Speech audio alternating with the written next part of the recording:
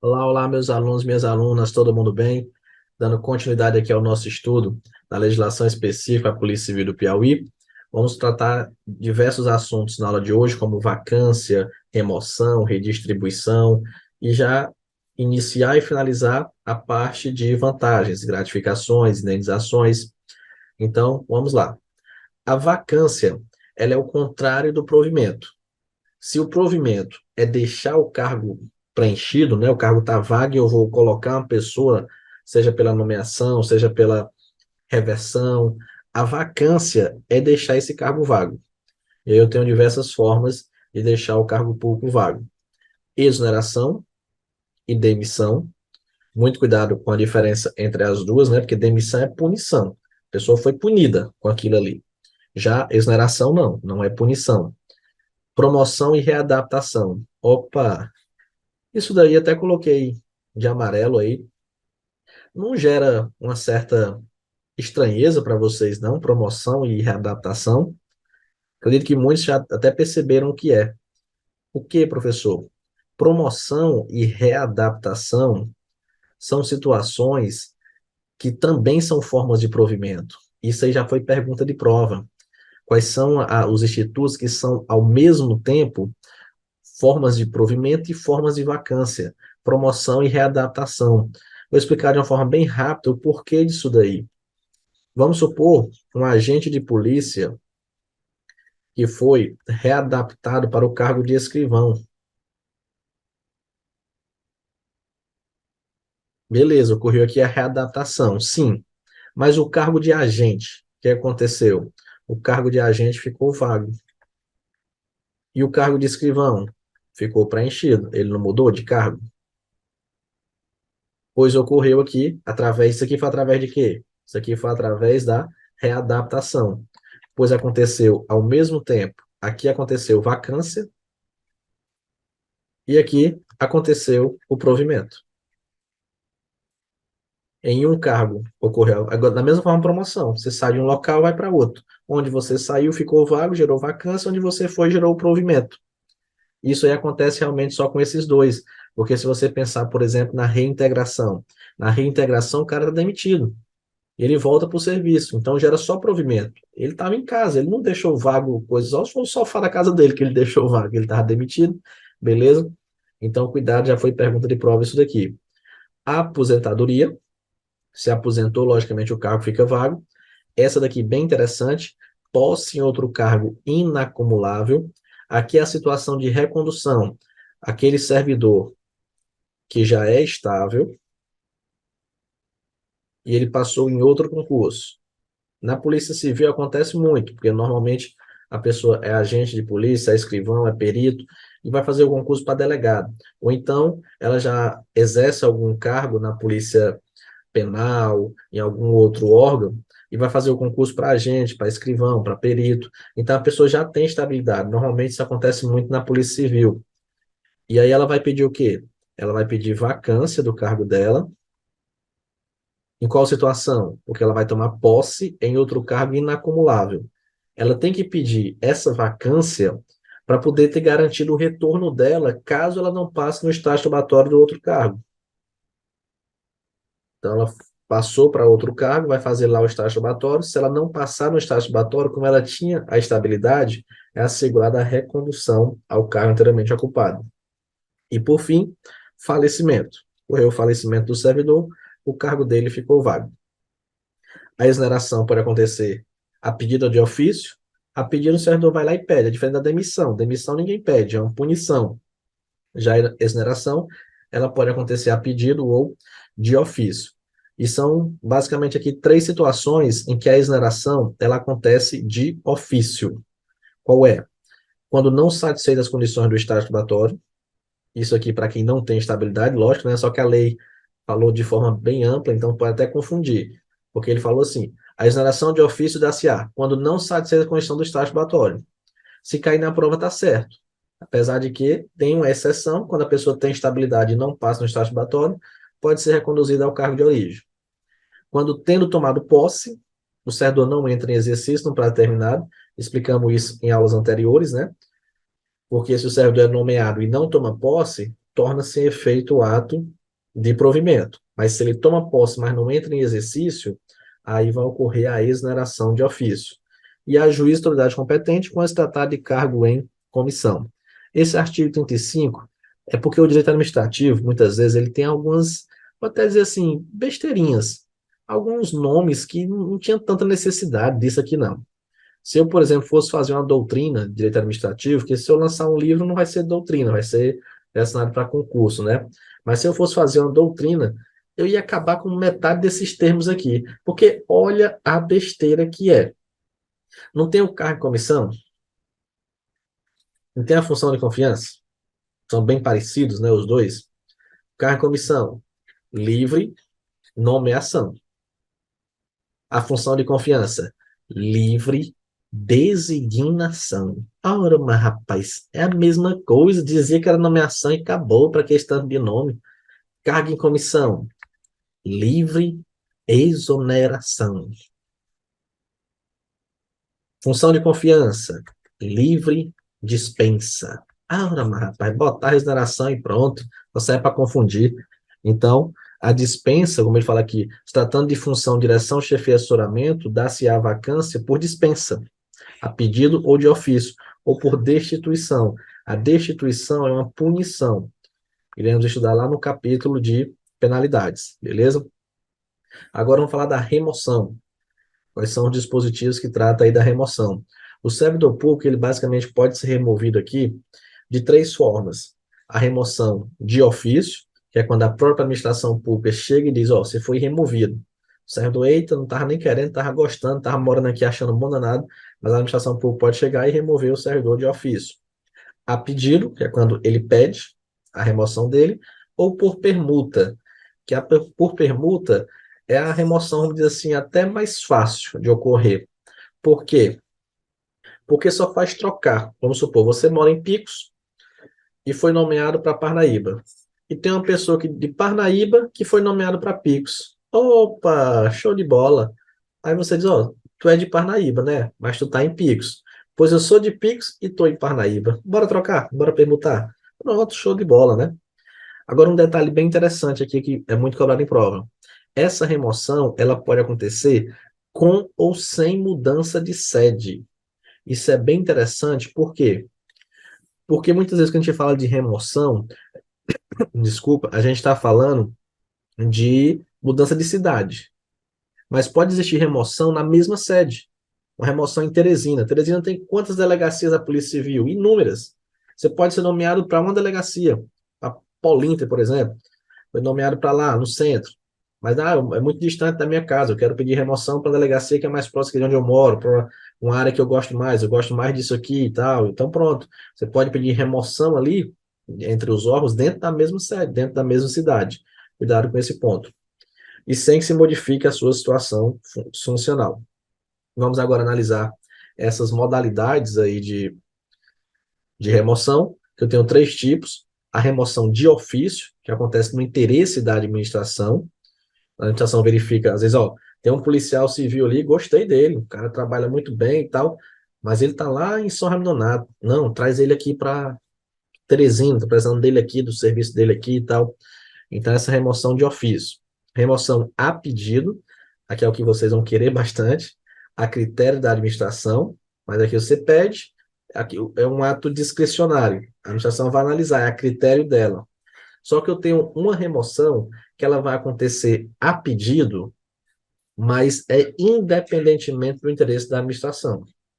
Opa, professor, essa daí já começou a me interessar. Pois é, tem situações em que você pede e a administração é obrigada a fazer a sua remoção. Quais são as situações, professor? Essas duas situações aqui. Então, se você tem um cônjuge ou companheiro que também é servidor, e pode ser civil ou militar nesse caso, de qualquer dos poderes da União, dos estados, federais e municípios, que foi deslocado o interesse da administração para outra localidade do estado. Aqui, também eu tenho certeza que quem está me assistindo aí tem uma situação como essa, é casado, e um é policial militar e o outro é policial civil. E aí o policial militar foi removido. Estava lá em Floriano, foi removido para Campo Maior. Isso no interesse da administração, no interesse da Polícia Militar. Pois esse aqui que trabalha na Polícia Civil vai chegar na Polícia Civil e vai dizer, ó, Polícia Civil, eu quero minha remoção para Campo Maior. Por quê? Aí vai pegar o diário oficial que removeu a esposa ou esposa, lá o companheiro, e vai dizer, tá aqui, porque meu cônjuge ou companheiro foi removido aí para outro ponto do território do Estado e eu quero acompanhar ele. Pronto, vai ser deferida aqui essa remoção, tranquilidade. A outra é por motivo de saúde. Motivo de saúde do servidor, cônjuge, companheiro ou dependente, que viva aí as suas expensas e conste seu assentamento funcional, condicionado, logicamente, à comprovação por junta médica. Aqui é quando, por exemplo, a pessoa tem que fazer um tratamento de saúde. E aí, no local que ela está, não tem condições de fazer esse tratamento. Ela pede a remoção por motivo de saúde. Ah, professor, eu tenho que fazer uns exames de sangue lá em Teresina, vou pedir remoção para lá. Não, não é bem assim.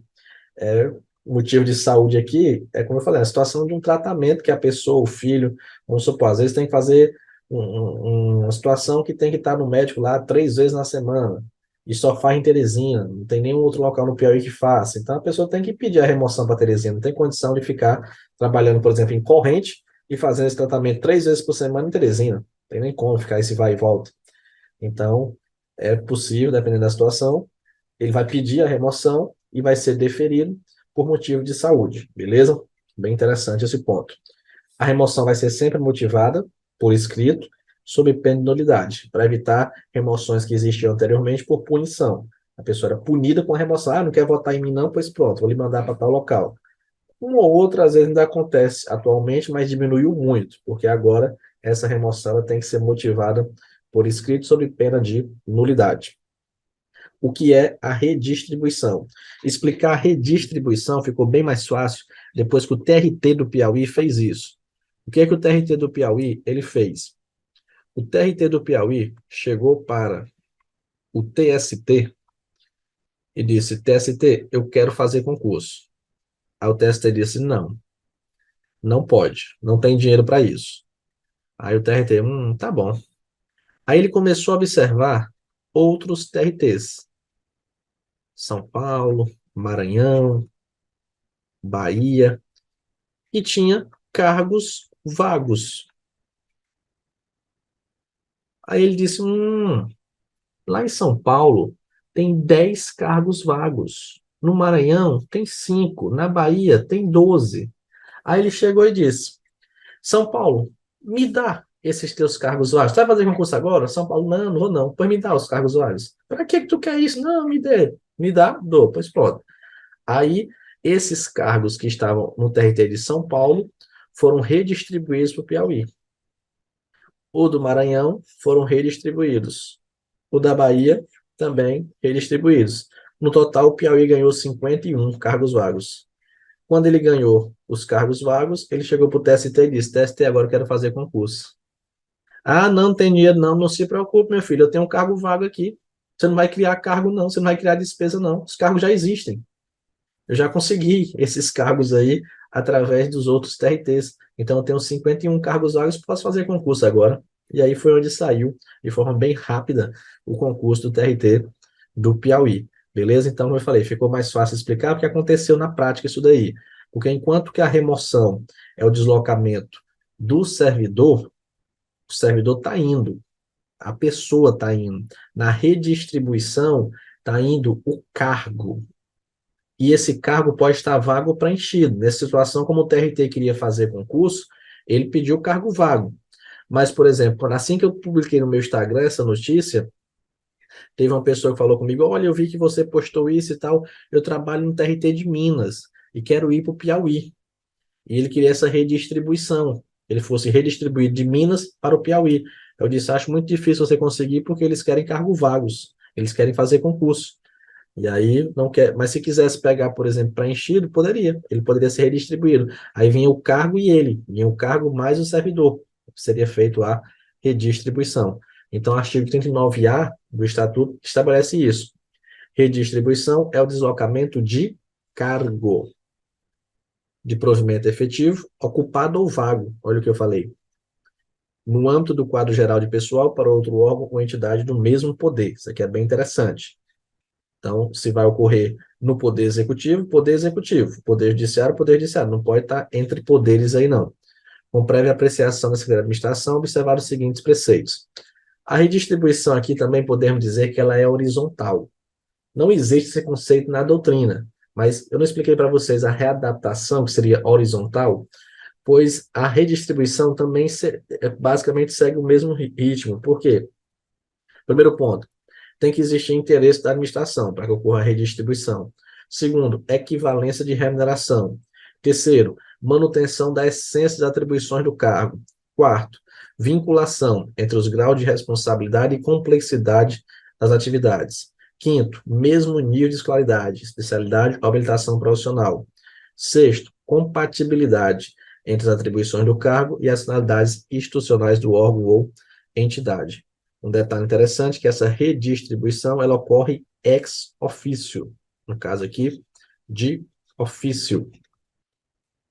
Para ajustamento de lotação, a remoção pode ser a pedido de ofício, né? A redistribuição foi estabelecido que ela só ocorre de ofício aqui na lei.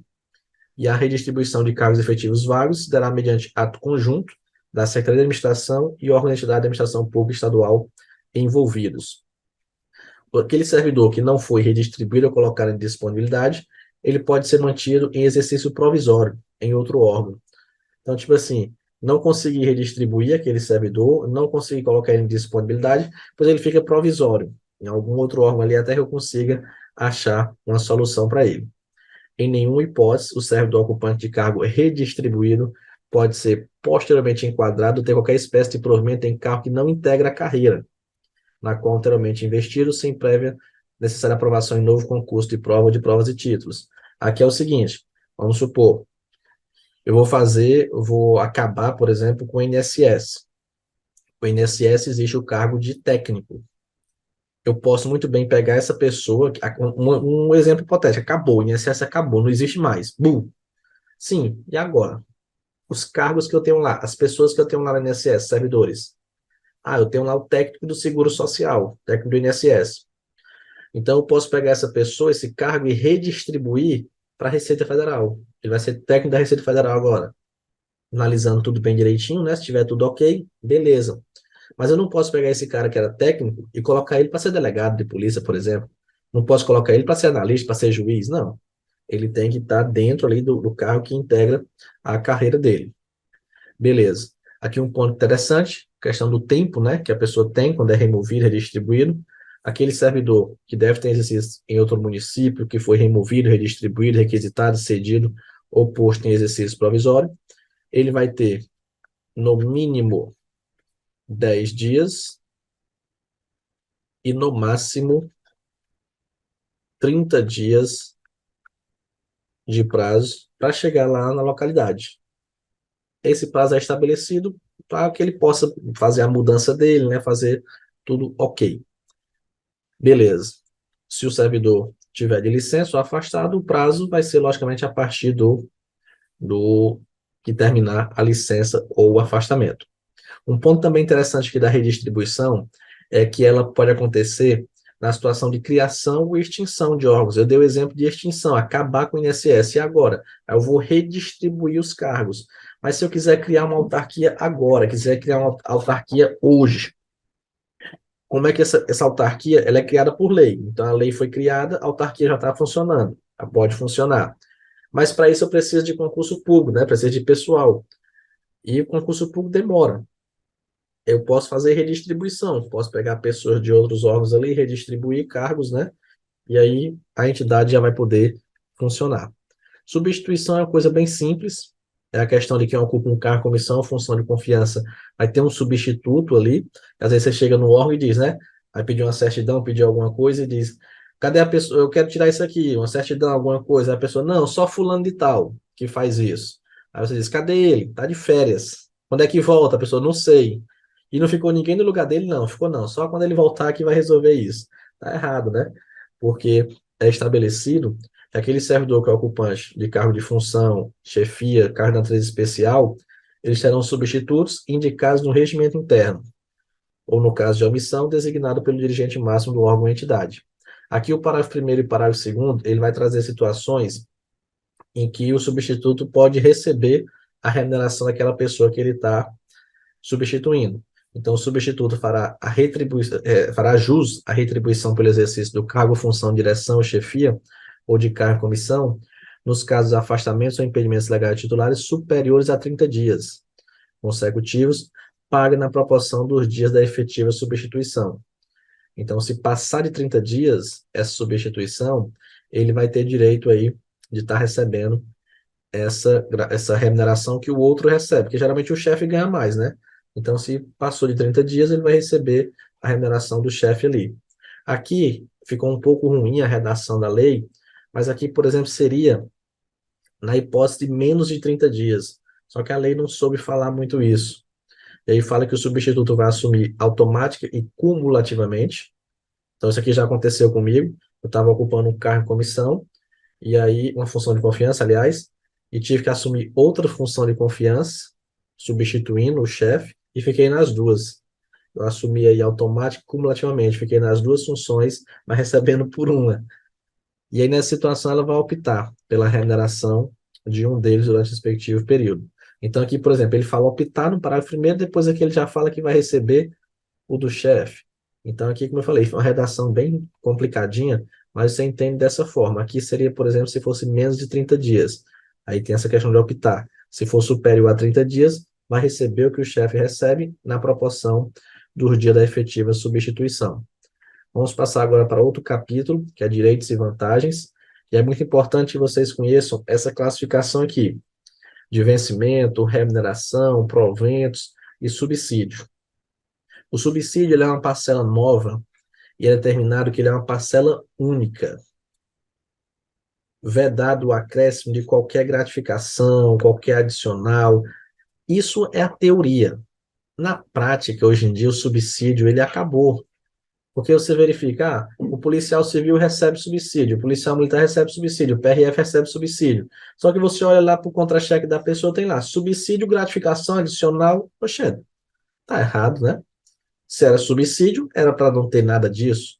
Mas a gente vai aprender a teoria. E na teoria, o subsídio é uma parcela única. Como assim, professor? Tá aqui, ó, um subsídio padrão. Como é que a pessoa, qual a remuneração, o que a pessoa recebe aí? Subsídio. Quanto? 15 mil. Desconto aí de previdência, imposto de renda, acabou. Então, o subsídio é uma parcela única, e geralmente bem alta, justamente para englobar logo tudo. Acabou. Proventos é a coisa mais simples. Por quê? Porque proventos é dos aposentados, os inativos, né? Podemos dizer assim. E vencimento e remuneração.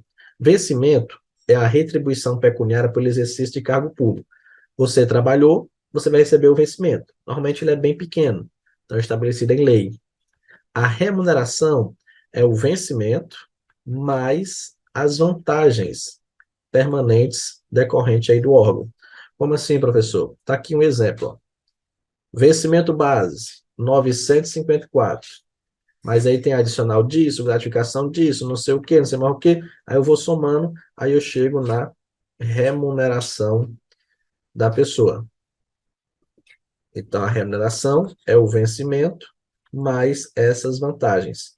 Foi visto aqui, por exemplo, ó, que o vencimento da pessoa é R$ 954. Hoje o salário mínimo é 1.212, está passando para 1.300 aí. E aí, professor? Isso é possível ter um vencimento de 954? É possível, de acordo com o STF, que o vencimento ele seja inferior ao salário mínimo, desde que a remuneração, que é o que efetivamente a pessoa recebe, seja superior.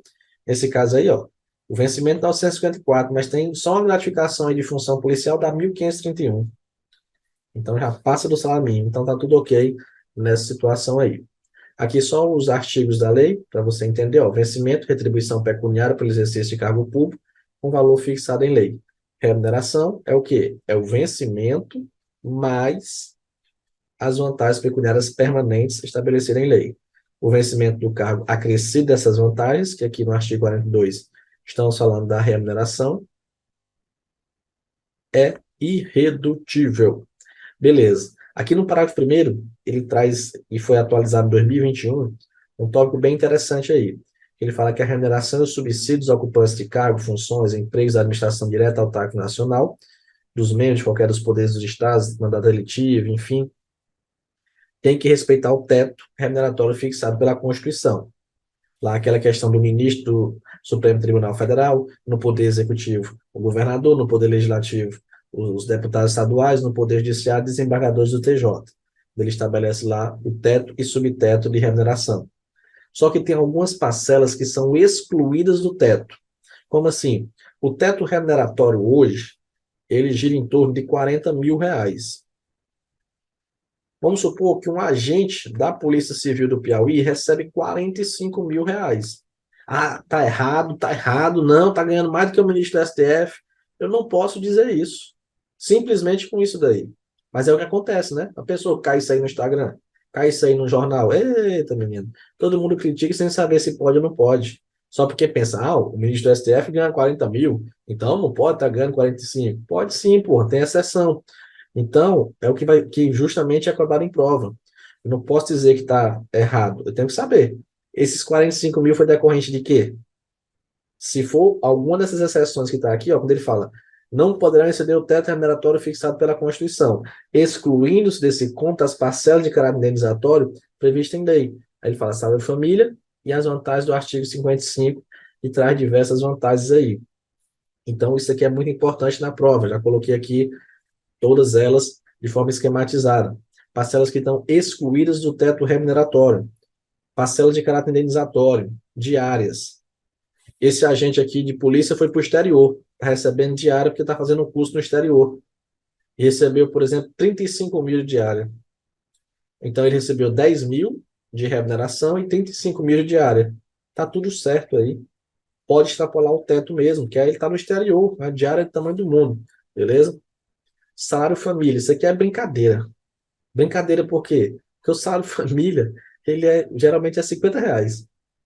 Mas, se, por exemplo, chegar a situação de já chegou no teto, pode receber o salário família fora do teto? Pode. Está aí estabelecido. Gratificação pelo exercício de cargo ou função, direção, chefe e assessoramento, também está fora do teto. Gratificação natalina, aqui é o 13º. Gratificação pela prestação de serviço extraordinária, que são as horas extras. Gratificação pelo exercício de atividades insalubres, perigosas e penosas, adicional noturno e adicional de férias. Como isso aqui foi incluído em 2021, e é um tópico que sempre é cobrado em prova, eu criei um bizu do Suarinho, né, carimba que é top aí, para que vocês possam memorizar isso daí. E o bizu é cafeína. Vocês utilizam muito, né, na preparação, café aí, energética, essa coisa toda. Então, cafeína. O C, você vai lembrar gratificação pelo exercício de cargo ou função de direção, chefia e assessoramento. O A, você vai lembrar aí do gratificação pelo exercício de atividade. Não, peraí.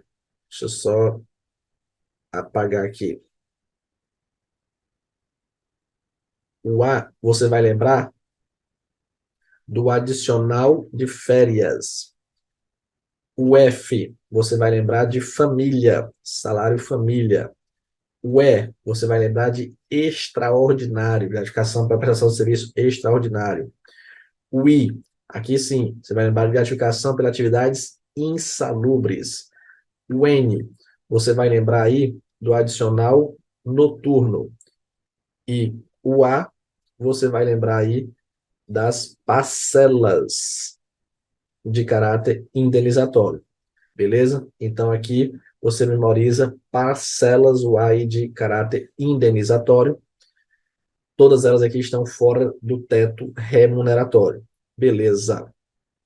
É vedada a vinculação ou equiparação de vencimentos para efeito de remuneração do pessoal do serviço público, ressalvado os casos previstos na Constituição. Aqui é que eu não posso vincular ou equiparar a remuneração. Tipo, eu vou equiparar o salário mínimo. Não, não pode. Vincular o salário mínimo também não é possível. Salvo por imposição legal ou mandado judicial, nenhum desconto vai incidir sobre a remuneração ou provento. Vamos supor, professor, eu recebi uma multa de trânsito. Essa multa de trânsito, como é do Estado, pode ser descontada da minha remuneração? Não. Por quê? Porque não existe lei para isso. Não existe decisão judicial para isso. Agora, se tivesse uma lei dizendo o servidor público que recebeu uma multa de trânsito vai ser descontado da remuneração dele, aí sim, aí poderia ser descontado, porque só pode ser descontado, né, incidir algum desconto na remuneração ou provento, se for por imposição legal ou mandado judicial. E está aqui um desconto que é autorizado pela lei, que é o desconto de quê? Do consignado. Bom demais, adoro consignado. Empréstimo aí para o servidor público a juros baixíssimos. Mas por que que o juro é baixo? Porque o risco para o banco é muito pouco. Por quê? Porque quando você faz um empréstimo consignado, quando você recebe sua remuneração, já vem descontado. Você nem vê a cor do dinheiro. O banco, o órgão, é um acordo entre o banco e o órgão. Vamos supor, um acordo entre o banco e a Polícia Civil. Quando a Polícia Civil vai pagar, ela, opa, já tira essa parcela aqui é do banco e já deixa só o restante para você. Só que existe um limite. O limite máximo que o servidor pode fazer aí de consignado é 40% da remuneração dele. Ele não pode chegar e dizer, rapaz, eu ganho 8 mil. Pois tá bom, vai fazer um consignado de quanto? Parcela, 8 mil. Eita, fazer um consignado aí de 5 milhões de reais. Não, não pode. É o limite aí de 40%, é chamado de margem consignável. Então, se ele ganha 8 mil, a margem consignável dele é em torno de 3.200. Ele pode pagar uma parcela de 3.200 no consignado. Só que desses 40%, 30% é para os empréstimos, financiamentos, demais coisas que ele queira fazer. Só que 10% é exclusivo para cartão de crédito. Quem aí está estudando e às vezes não está preocupado com cartão, às vezes está até devendo cartão de crédito, né? E quer passar no concurso justamente para isso. Isso acontece. Eu não tenho vergonha nem de dizer. Quando eu entrei no concurso público, eu estava devendo cartão para danado, mas saí fazendo acordo, saí pagando tudinho, a cor melhor do mundo, né? É assim que acontece. Às vezes está com dificuldade, a gente vai estudo para isso. A motivação é o telefone tocando aí, 011 cobrando direto, a gente pega essa motivação aí para estudar. Então, como muita gente se endivida com cartão de crédito, e aí foi utilizar esse percentual, 10% aí vai ser utilizado para débitos de cartão de crédito e 30% para os demais débitos, beleza? Então, aqui o limite, 40%, até 10% para débito de cartão de crédito, 30% para os demais consignatários, empréstimos, outras coisas que a pessoa queira fazer. Beleza. O servidor responsável pelo setor de pessoal do órgão ou entidade vai ficar responsável pelo cumprimento do disposto no parágrafo terceiro sob pena de cometer violação grave. Aqui o servidor do Recursos Humanos, do RH, né, vai ficar responsável por verificar esses percentuais, não deixar passar nenhum desses percentuais aí. Aqui um ponto interessante, e aqui acontece bastante em carreira policial. Por quê? Porque às vezes você dá um tiro, por exemplo, o tiro pode pegar no carro de uma pessoa, pode pegar até em outra pessoa, né? Você atira num delinquente lá, né? E passa e pega em outra pessoa. E aí aquela pessoa que era inocente, ou até mesmo a família do infrator, né? Podemos tentar online, a gente pode estar falando outra coisa, mas do bandidinho lá, pode entrar com um processo contra o Estado, depois o Estado vai cobrar de você, você vai ter que pagar alguma indenização, você bateu a viatura, enfim, às vezes acontece. E aí, como é que funciona isso? E aqui é um detalhe, não tem aquela história assim, que diz, às vezes é até uma piada, né, que diz assim, para trabalhar é nos empurrão, mas para comer é um leão. Eu já vi esse ditado. Tipo, para trabalhar a pessoa é nos empurrão, mas para comer, para farrear é igual um leão. E a administração pública, ela utiliza esse ditado, sabe como? Para a administração pública lhe pagar é nos empurrão, mas para você pagar ela, ela é um leão. Então, se você tem algum dinheiro para receber do Estado, vixe, chega para o seu filho, para o seu neto e diga, ó, é uma poupança, viu? Para você, papai, o vovô, tem um dinheiro para receber do Estado do Piauí, talvez daqui uns 50 anos saia, aí meu filhinho vai utilizar esse dinheiro, viu? Pronto. Agora, se você deve, aí não, é outra história, tem que respeitar, tá devendo o Estado? Não, pode não.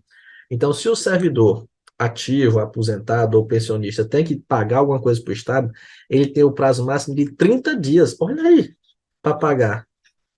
Então, quer dizer, professor, que se eu bater a viatura, por exemplo, logicamente vai utilizar as regras de responsabilidade civil do Estado, ação regressiva, dolo culpa e tal, porque às vezes eu já vou direto ao assunto, mas aí tem aluno que fica, não, professor, mas não tem que ter, sim, tem todo um processo, mas aqui não interessa para nós, interessa na parte do direito administrativo.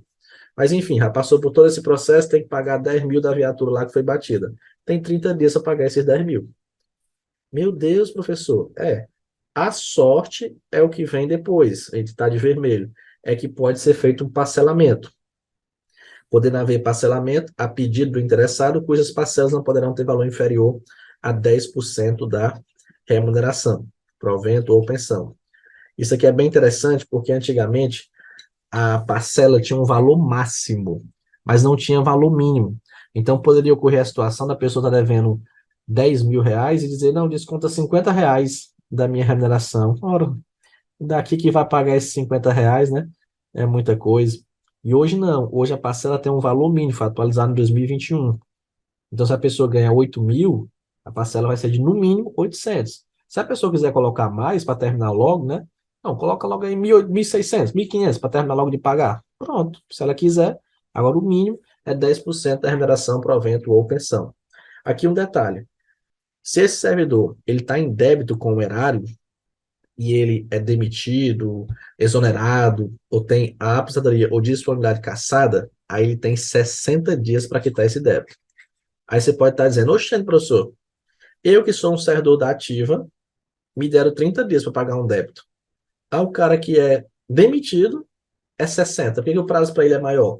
Porque você, servidor da ativa, pode parcelar. E o que foi demitido, não pode. Então, por isso que o prazo para ele é maior. E se ele não pagar, ele vai ser inscrito em dívida ativa. A dívida ativa é como se fosse o SPC Serasa da administração pública. Então, aqui só para esquematizar, serve do ativo, aposentado e pensionista, pagar no prazo máximo de 30 dias. Podendo parcelar, a parcela não pode ter o valor inferior a 10% da remuneração, provento ou pensão. Se ele foi demitido, exonerado ou teve a aposentadoria de disponibilidade cassada, ele tem 60 dias para quitar esse débito. Agora, quando o pagamento tiver ocorrido no mês anterior ao processamento da folha de pagamento, aí a reposição vai ser feita só em uma única parcela. Como assim? Às vezes o dinheiro caiu ali, caiu 500 reais a mais na sua conta. Só que está bem recente, correu no mês anterior ao processamento da folha. Então a administração chega e diz, devolve aí os 500, devolve logo. Aí eu quero parcelar os 500 aqui, que eu repeguei a banana. Vai ser feito em única parcela a devolução. O servidor perderá a remuneração dos dias em que faltar o serviço. Lógico, faltou o serviço, perdeu aquela remuneração. Não pode, por exemplo, descontar em férias, não. Ele faltou, ele vai perder aquela remuneração. E também vai perder a parcela da remuneração diária proporcional aos atrasos e saídas antecipadas iguais ou superiores a 60 minutos. Então, se atrasou ali 10 minutos, 20 minutos, e aí tudo bem. Agora, se esse atraso, se essa ausência, se essa saída for igual ou superior a 60 minutos, aí você já vai começar a perder a remuneração de forma proporcional. Vamos agora falar sobre as vantagens que o servidor tem direito. São três tipos: indenizações, gratificações e adicionais. Indenizações, já digo logo, elas não se incorporam ao vencimento ou provento para qualquer efeito.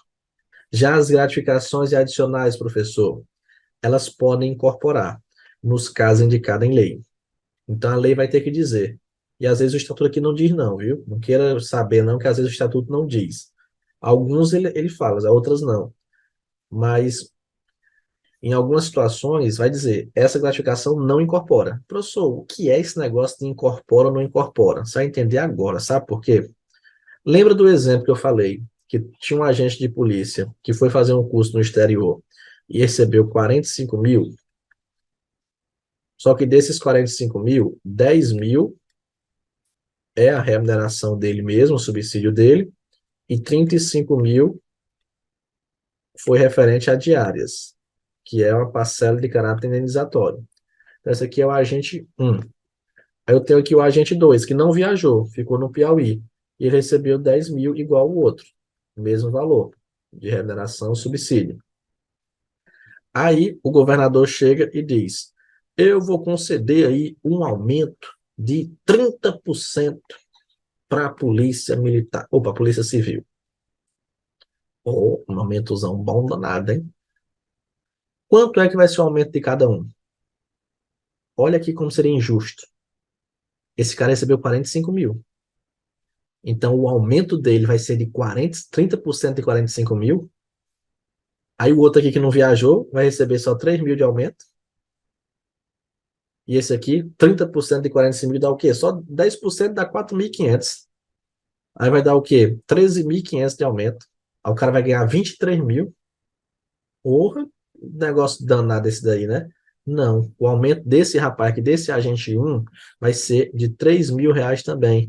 Por quê? Porque esses 35 mil reais aqui é indenização, não incorpora, não vai servir de base de cálculo. Então, se for ter realmente esse aumento, eu não vou contabilizar esse valor que ele recebeu a título de indenização, tá fora. Então, é isso que significa não se incorporar ao vencimento ou provento e não servir de base de cálculo qualquer outra vantagem. Já a gratificação adicional pode. Dependendo da situação, a pessoa pode ter uma gratificação que vai receber um pouquinho a mais do que o outro.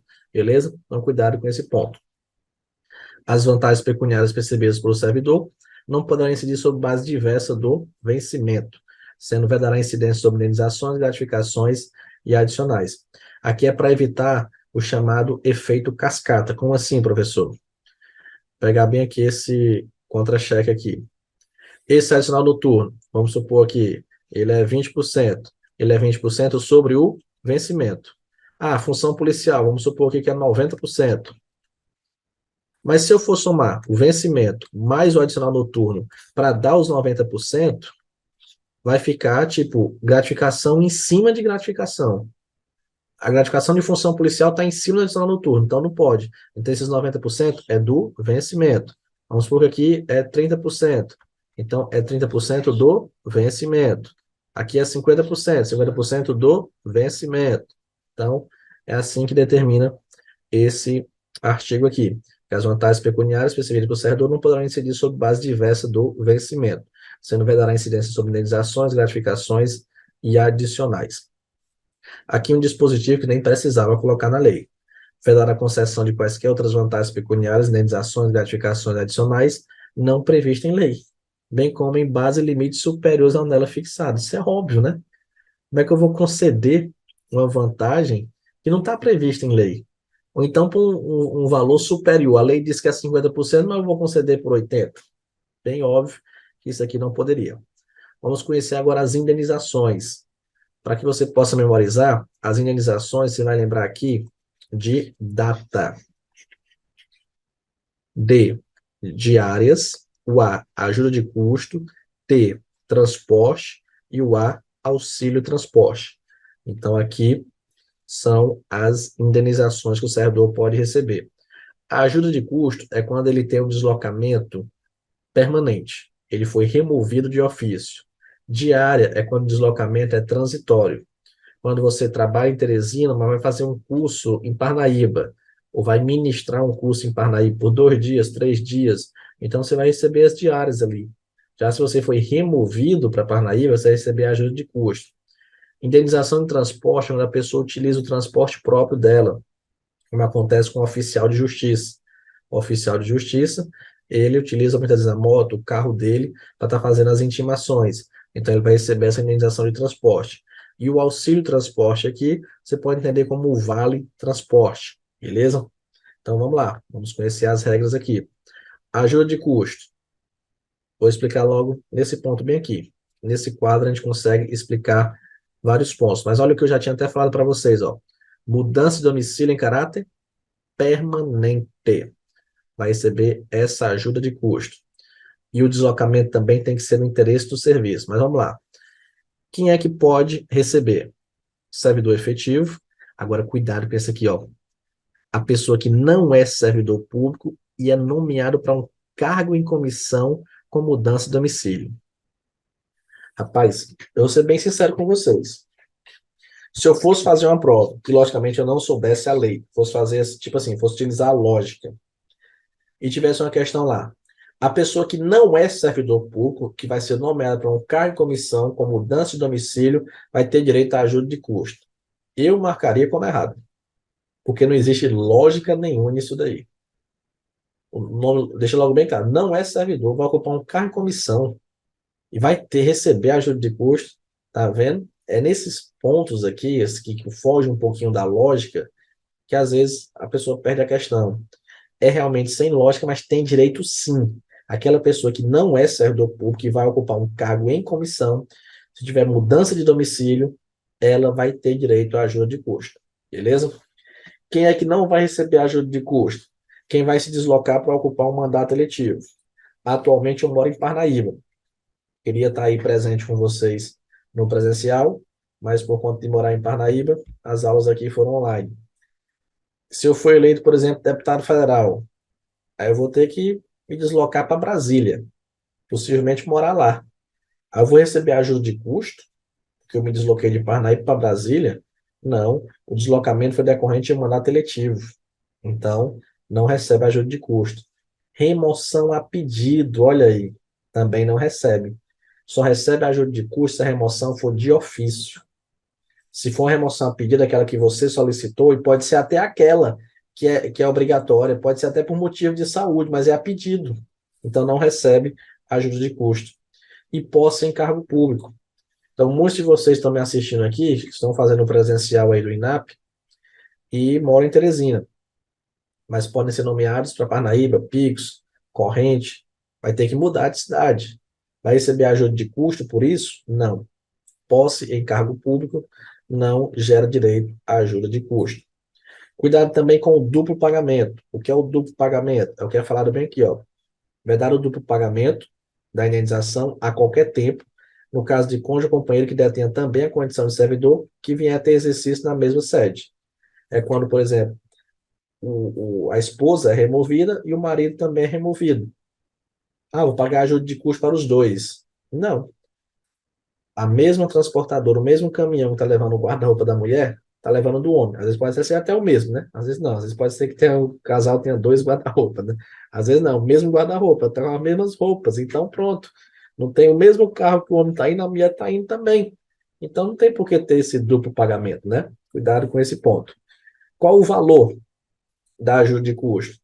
Não pode exceder a 3 meses do vencimento ou subsídio. Aqui é, por exemplo, você ganha 10 mil, então a ajuda de custo ela pode ser até de 30 mil, 3 meses do vencimento ou subsídio. Esse retorno da família, professor, o que é isso daqui?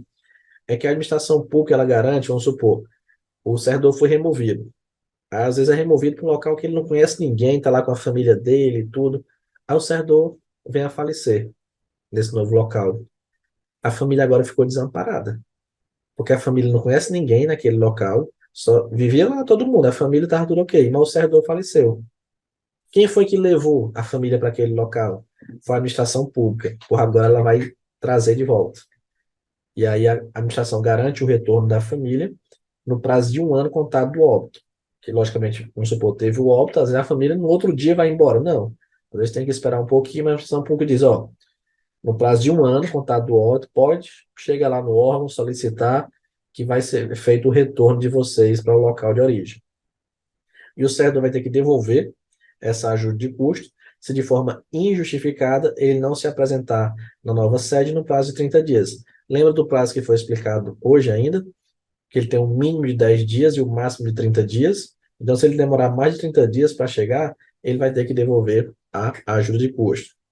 Agora, em relação às diárias, como eu disse para vocês, aqui é o servidor que se desloca em caráter eventual ou transitório e vai servir aí para cobrir despesas de alimentação, pousada, você vai, mora em Teresina, você vai para Parnaíba, você vai ter que se alimentar, você vai ter que pagar pousada, então você vai receber essas diárias.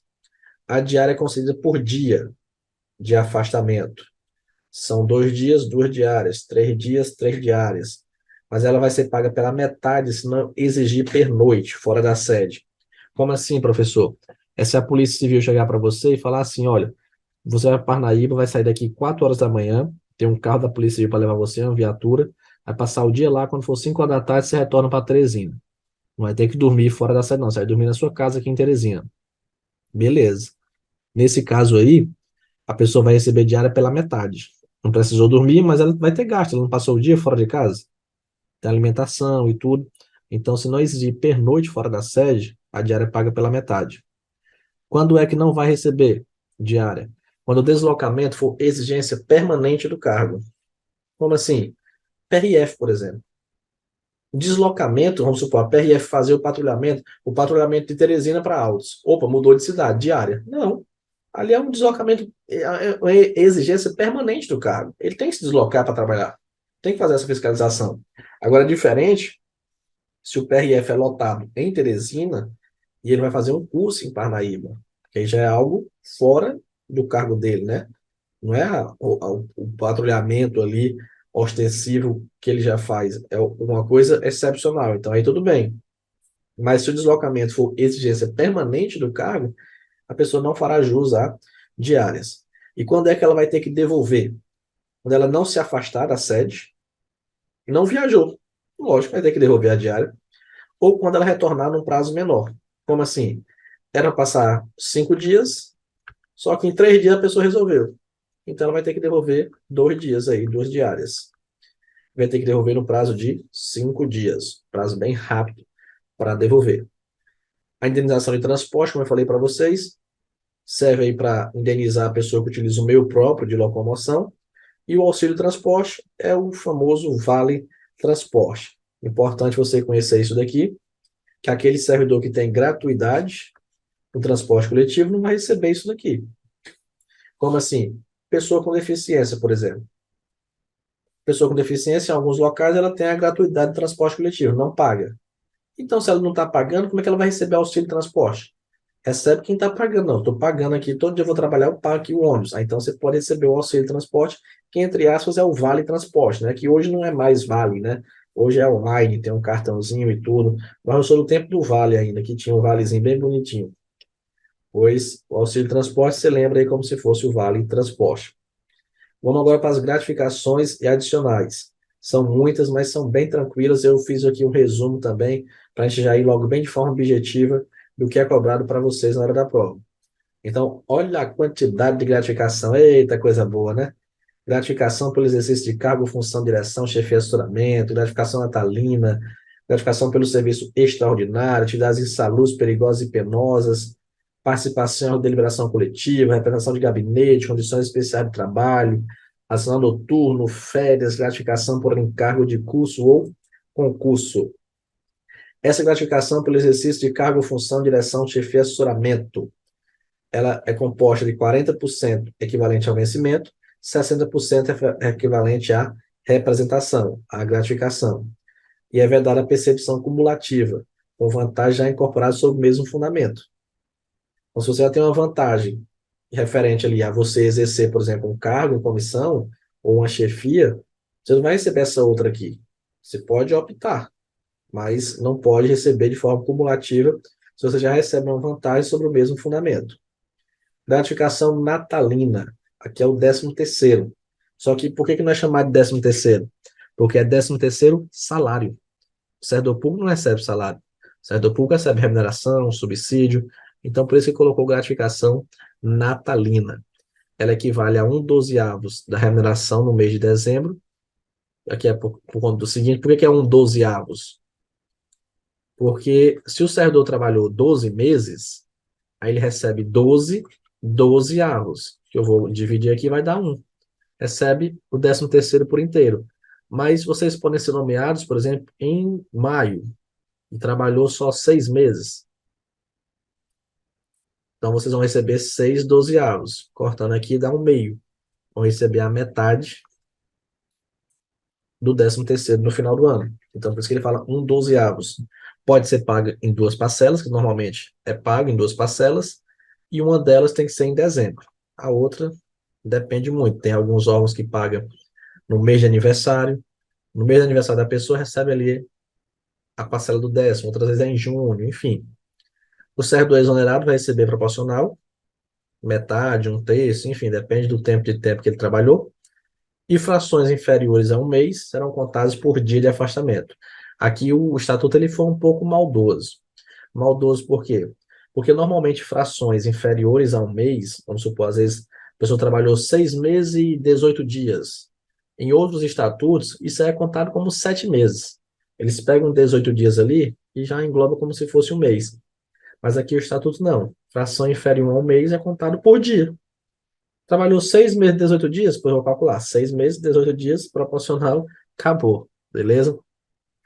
Gratificação pelo serviço extraordinário, que são as horas extras. 50% do vencimento, só que tem alguns limites. Limite máximo de 2 horas por dia. Você só pode fazer no máximo 2 horas por dia.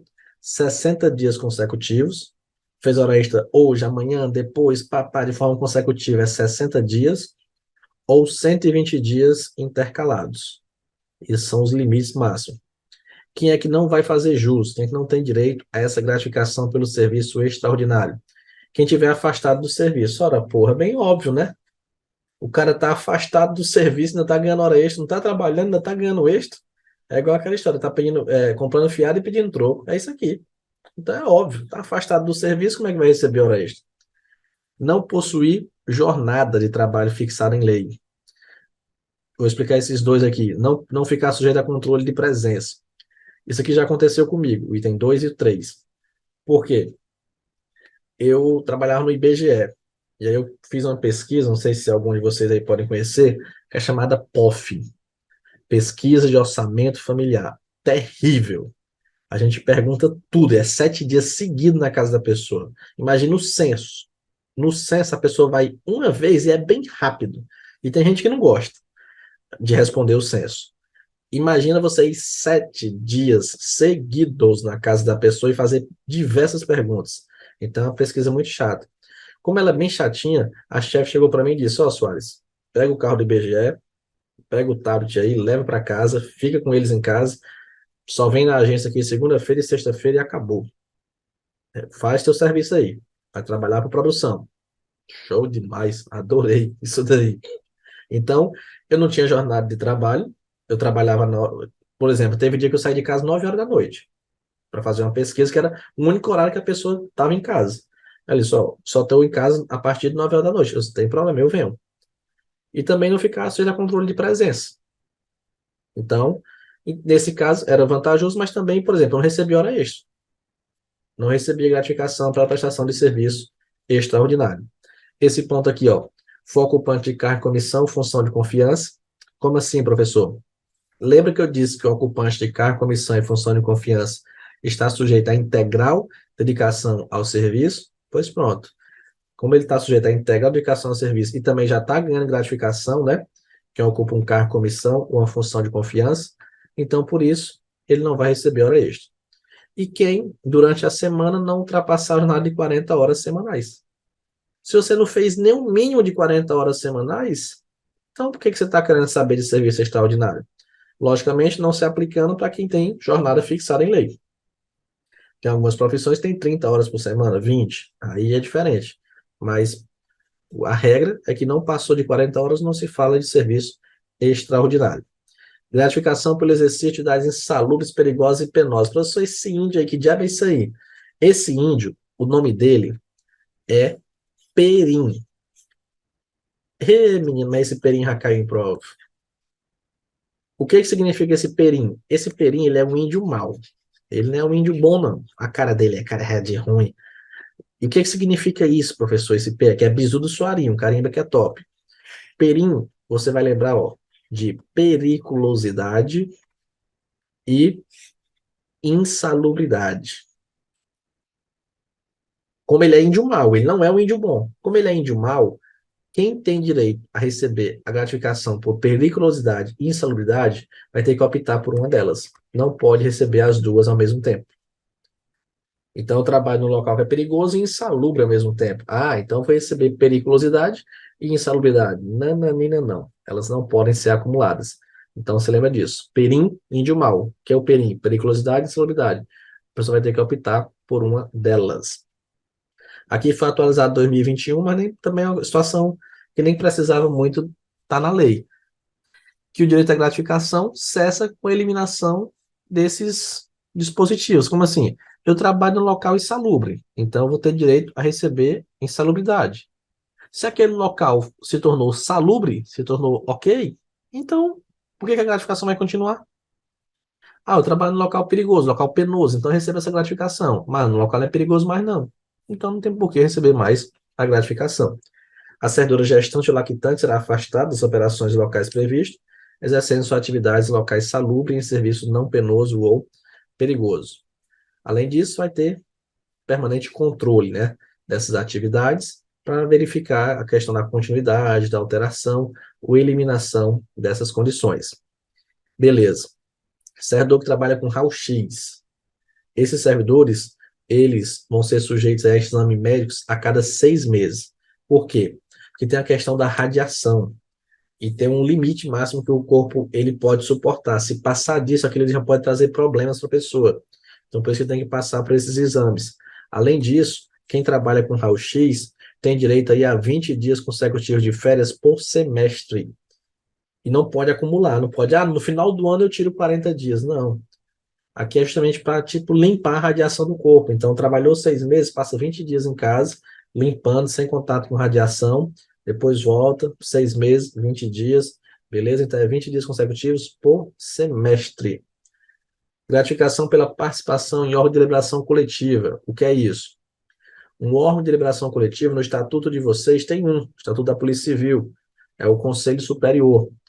É um órgão que, para ele deliberar, tem que ser o coletivo, tem que ser várias pessoas, é uma comissão, é um conselho, e ela é chamada, apelidada de jeton, que ela vai ser fixada por um ato do governador. Quem for membro nato desse órgão de deliberação coletiva não vai fazer jus a essa gratificação. Como assim, professor? Membro nato. No Conselho Superior, lembra quais são lá os membros, né? Estabelecidos, já tem vários membros que são estabelecidos, são fixados lá. Secretário, o delegado geral, está fixado lá como membro nato. Como ele é membro nato, ele não recebe gratificação por isso. Mas lembra que eu vou ter os membros eleitos, são 4 representantes da Polícia Civil, até eu falei, isso aí, esses 4, teoricamente, para ter um agente, um escrivão, um delegado e um perito.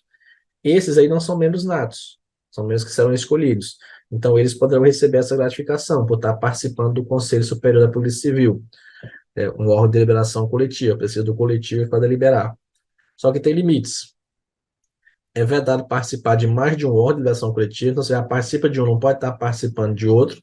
Essa gratificação vai ser paga por sessão que você participou, normalmente R$ 500, R$ 300, R$ 200, 1.000, depende muito. E existem limites. Você pode participar de 4 sessões ordinárias por mês, são aquelas sessões que já estão marcadas, vamos supor, toda segunda-feira. Então, no máximo, 4 sessões ordinárias e 2 sessões extraordinárias. Para evitar fraude, né? Tipo assim, todo dia ter sessão, você está recebendo gratificação todo dia. Não. Gratificação por representação de gabinete. Aqui alguns de vocês vão receber na Polícia Civil.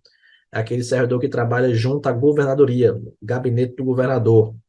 Gratificação zona aí de 100% do vencimento. Eita, bicha é boa. Pois é. Quem já ocupa um cargo ou função de chefia vai optar pela gratificação que já recebia e essa daqui, né? Beleza. Gratificação por condições especiais de trabalho. Aqui é locais, por exemplo, que muitas vezes a pessoa, ninguém quer ir. Às vezes o local é distante, o local é ruim de trabalhar, e aí ninguém quer ir para aquele local. Aí a Polícia Civil vai e coloca uma gratificação. Vamos supor, para tal local, quem vai trabalhar lá vai receber 10%, 20%. Pode ser estabelecido isso daí, por conta das condições especiais do trabalho. Essa gratificação vai ser fixada pelo governador, após ouvir o Conselho Estadual de Gestão de Pessoas. E outra coisa, aqui o que ele já diz logo, ó, não se incorpora aos proventos de inatividade em nenhuma hipótese. Então, essa gratificação foi dito, não vai incorporar. Adicional noturno. O que é adicional noturno? Cuidado, você tem que saber o que é noite. Professor, eu trabalhei 7 horas da noite, vou receber adicional noturno? Não. Porque para receber adicional noturno é quem trabalha 22 horas de um dia até 5 horas da manhã do outro dia. E vai receber 100% do vencimento. Cuidado aqui, porque em outros estatutos, normalmente, o adicional noturno é 25%, é 20%. Aqui, a parasão de 100% logo do vencimento. Adicional de férias. Aqui é o terço constitucional de férias. Independente de solicitação, será pago ao servidor por ocasião de férias, com adicional correspondente a 1/3 da remuneração do período de férias. Muito bom isso daqui, né? Saiu de férias, recebe 1/3 da sua remuneração. No caso do servidor exercer função, direção, chefia, assessoramento, essa vantagem será considerada no cálculo do adicional. Aqui é uma espécie de exceção, por quê?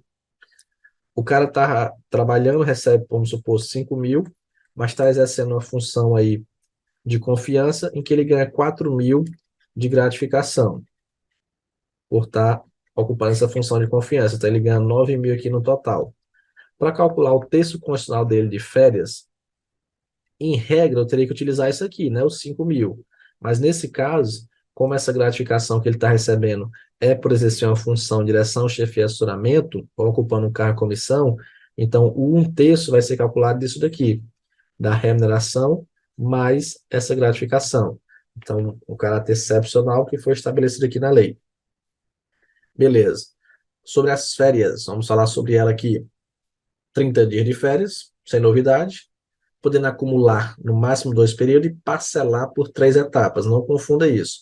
Acumular é o servidor que trabalhou ali e disse, não quero tirar férias, não. Quero é trabalhar. Então, ele pode, acumula ali no máximo 2 períodos, 60 dias de férias. Parcelar é você dividir as suas férias. 10, 10 e 10, por exemplo. 3 etapas aí. E o que eu já tinha explicado é vedado levar a conta de férias qualquer falta ao serviço. Aí eu faltei. Eu tenho 30 dias de férias, desconta. Fica só 29. Não, faltou, perde a remuneração do dia que faltou. Isso daqui é bem interessante. Ainda não foi cobrado em prova, que é bem recente, e é uma possibilidade de conceder férias de ofício. Oxente, professor, férias de ofício? Então eu vou chegar lá no órgão e vão dizer, você está de férias. Não, mas eu não pedi. Não, mas é de ofício. É, situação estranha e foi colocado. Mas quando é que vai ser feito isso? É para evitar o acúmulo de período de férias. Como assim? Porque isso aqui acontece. A lei diz, só pode acumular 2 períodos. Mas tem gente que é doido para trabalhar. E a pessoa trabalha ali 1 ano e ganha 30 dias de férias. Aí trabalha 2 anos, ganha 30. Não, não tira férias, não. 3 anos, 30 dias. Você pode estar pensando, tem não? Ou não tem? Daí você vai ver. Enquanto tem uns que durante o ano às vezes trabalham uns 2, 3 dias, tem outros que não quer tirar férias de jeito nenhum. Tem tudo tem dentro da administração pública. E aí, a lei diz, só pode acumular 2. Só que tinha pessoas ali com 5 períodos de férias acumulado. Às vezes passa batido, não perceberam. Então, para evitar isso, a pessoa já está ali acumulando 2 períodos. Acumulou 30, está acumulando mais 30. E ela está indo para o terceiro período acumulando de férias. Aí não pode. Aí o que que vai ser feito? Vai ser concedido uma férias de ofício, mesmo que ela não queira, para ficar só 2 períodos no sistema acumulado, não ficar mais de 2. Então, é o que foi estabelecido aqui. Compete ao dirigente máximo de cada órgão ou entidade, juntamente com as chefias imediatas, respectiva unidade de gestão, elaborar a escala de fruição de férias e, se necessário, conceder férias de ofício, a fim de evitar o acúmulo de períodos em quantidade superior ao previsto, principalmente a servidores próximos de implementar os requisitos para a aposentadoria. As férias não poderão ser interrompidas, salvo por motivo superior de interesse público e absoluta necessidade do serviço. O servidor que foi exonerado, se aposentou, falecimento, vai receber a férias de forma proporcional, igual, por exemplo, a questão do 13º. E não vai ser concedida férias para servidor que está respondendo sindicância ou processo administrativo. Ah, eu estou respondendo um processo administrativo, um PAD. Não vou tirar férias. Para o processo aí, que eu vou tirar minhas... Não, meu filho. Espere, pode ser que você já tenha uma férias, vai ser demitido, né? Uma férias bem grande. Beleza? E, por fim, a última gratificação por encargo de curso ou concurso. Aqui, muitos de vocês vão receber, depois que estiver na Polícia Civil, vão participar como instrutor do curso de formação. Vocês serão instrutores, policiais civis. Vão receber essa gratificação aqui, participando da banca, da logística de preparação do concurso, aplicação, avaliação de prova de vestibular, concurso público e assim por diante. Um ponto muito importante é saber o valor da hora-aula. Se for instrutor e monitoria, R$ 100. Conferencista e palestrante, R$ 100. Tutoria em curso à distância, R$ 40. Então, você lembra assim, é R$ 100 a hora-aula. Se for à distância, R$ 40. Beleza? Cuidado com esse ponto. O máximo que a pessoa pode fazer é 120 horas anuais. Vamos supor assim, vai ter o curso de formação de agente de polícia. Aí ele tem a duração de 60 horas. Aí depois tem uma disciplina aqui, vamos supor, a disciplina de legislação de trânsito, com o professor Soares, 60 horas de disciplina. Aí depois tem o curso de formação dos escrivães, também 60 horas. Aí depois tem o curso de formação de delegado. Aí, opa, também 60 horas. Chama o professor Soares, não pode mais. Por que que não pode mais? Porque essa gratificação aqui, ela não pode, a pessoa não pode receber mais do que 120 horas de trabalhos anuais. Então, já foi aqui, vamos supor, esse curso aqui foi em maio, esse aqui foi em agosto, e esse aqui foi em outubro. Então, aqui já deu 120 nesses dois cursos aqui, 120 horas. Acabou. Só que tem uma exceção. É admitido o caráter excepcional que o governador do estado autorize até mais 120 horas. Então, olha, tem que fazer o curso de formação ainda de perito e delegado. Aí o governador, não, pois eu autorizo aí, mas 120 ele pode fazer aí esses cursos. Aí depois disso acabou, que já estabeleceu a regra, já extrapolou até a exceção. Beleza? Tranquilo. Essa gratificação só vai ser paga se as atribuições forem exercidas sempre as atribuições do cargo. Como assim? Se a pessoa foi liberada do serviço, ó, você não vai trabalhar aqui enquanto estiver no curso de formação. Não. Ela tem que estar trabalhando e participando do curso de formação. Ela vai receber a gratificação. E ela não se incorpora, deixou bem claro que essa gratificação não se incorpora e não pode ser utilizada como base de cálculo. Como eu disse para vocês, gratificações adicionais, a lei vai dizer, né? Foram pouquíssimas. A lei fala muito pouco, qual é a que incorpora, qual é a que não incorpora. Isso aqui é só mesmo ficou aqui, mas é o que já tinha sido explicado. Com isso, a gente finaliza a nossa sala de hoje. Muitas informações, sempre revisem tudo aí. Qualquer dúvida pode entrar em contato. Forte abraço a todos e bons estudos.